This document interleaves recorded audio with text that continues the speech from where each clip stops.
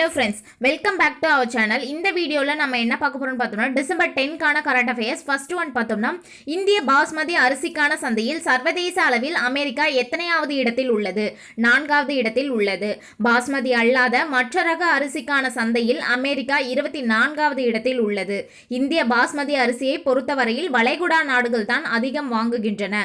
கூடுதல் வரி விதிப்புக்கு முன்பு அமெரிக்கா இறக்குமதி செய்த பாஸ்மதி அரிசிக்கு 10% வரி விதிச்சிருக்காங்க. இது என்ன அப்படின்னு பார்த்தோம்னா, நம்ம இந்தியாவினுடைய பாஸ்மதி அரிசி தரம், மனம் மற்றும் நீளத்தில் இதுதான் நம்பர் 1ல இருக்கு.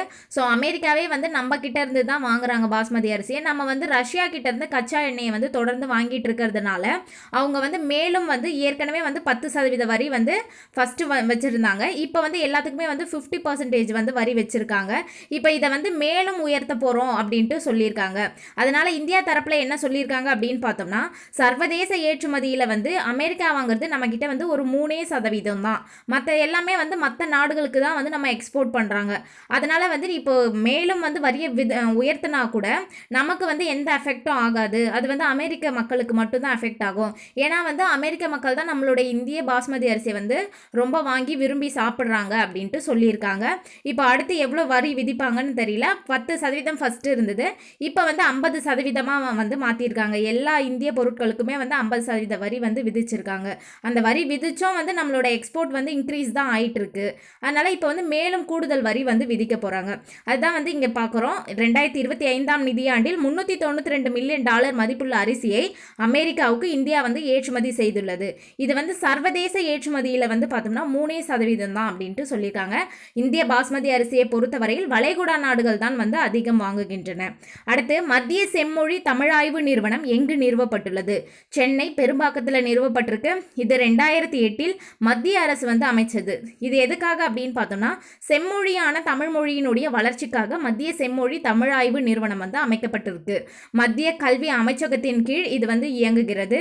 இதனுடைய மத்திய செம்மொழி தமிழாய்வு நிறுவனத்தினுடைய தலைவர் யாரு அப்படின்னு பார்த்தோம்னா, தமிழக முதல்வர் தான் தலைவராக இருப்பாங்க.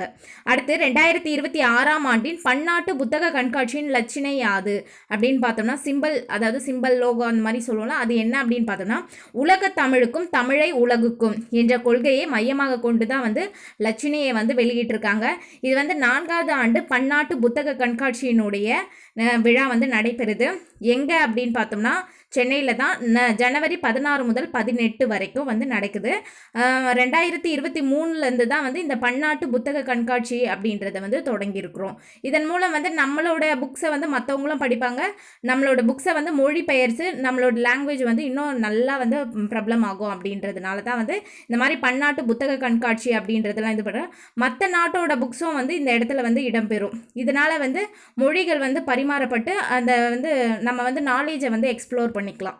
அடுத்து பார்த்தோம்னா, விளையாட்டுத்துறையை ஊக்குவிப்பதில் சிறந்து விளங்கும் மாநிலமாக அங்கீகரித்து எந்த மாநிலத்திற்கு CII விருது வழங்கி கௌரவித்துள்ளது அப்படின்னு பார்த்தோம்னா, தமிழ்நாடு தான் விளையாட்டுத்துறையை ஊக்குவிப்பதில் சிறந்து விளங்கும் மாநிலமாக திகழ்கிறது.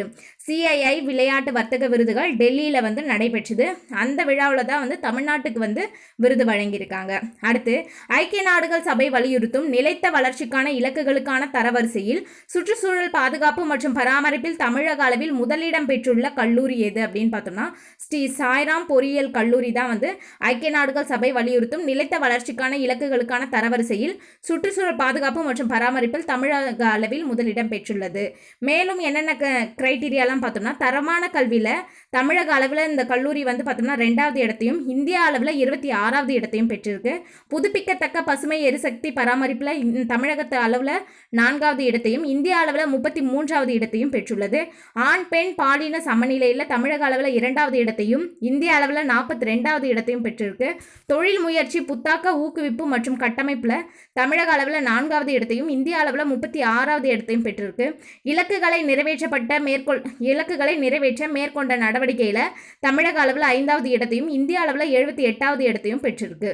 பிரிட்டன் டைம்ஸ் ஆண்டுதோறும் இந்திய அளவில் 2025ஆம் ஆண்டுக்கான உயர்கல்வி தாக்க தரவரிசை பட்டியல் வெளியிட்டாங்க. அதில் சாய்ராம் கல்லூரி தமிழக அளவில் முதலிடம் பெற்றிருக்கு. அடுத்து பார்த்தோம்னா, 2022 பிப்ரவரியில் தொடங்கிய ரஷ்யா உக்ரைன் போர் 2025 டிசம்பர் 9 அன்றுடன் எத்தனை நாட்களை கடந்தது? 1385 நாட்களை கடந்திருக்கு. இந்த போர் எப்போ தொடங்கியிருக்காங்க அப்படின்னு பார்த்தோம்னா 2022 பிப்ரவரியில் தொடங்கியிருக்காங்க. அடுத்து 2024-25 இந்தியாவின் கிரிப்டோ கரன்சி பரிவர்த்தனையின் மதிப்பு எத்தனை கோடியை தாண்டியது அப்படின்னு பார்த்தோம்னா 51,000 கோடியை வந்து தாண்டி இருக்கு. கிரிப்டோ கரன்சி அப்படின்றது ஒரு விர்ச்சுவல் மணி, அதாவது ஃபிசிக்கல் மணிக்கு பதிலாக வந்து விர்ச்சுவல் மணி. நம்ம இப்போ ஃபோன்பே ஜிபேலலாம் வந்து அனுப்புகிறோம் இல்லையா, அந்த மாதிரியான ஒரு விர்ச்சுவல் மணியை தான் வந்து கிரிப்டோ கரன்சி அப்படின்ட்டு சொல்லுவோம். அதனுடைய பரிவர்த்தனையினுடைய மதிப்பு எத்தனை கோடியை தாண்டியது அப்படின்னு பார்த்தோம்னா 51,000 கோடியை தாண்டியது. இது முந்தைய ஆண்டை விட 41% வந்து அதிகம்.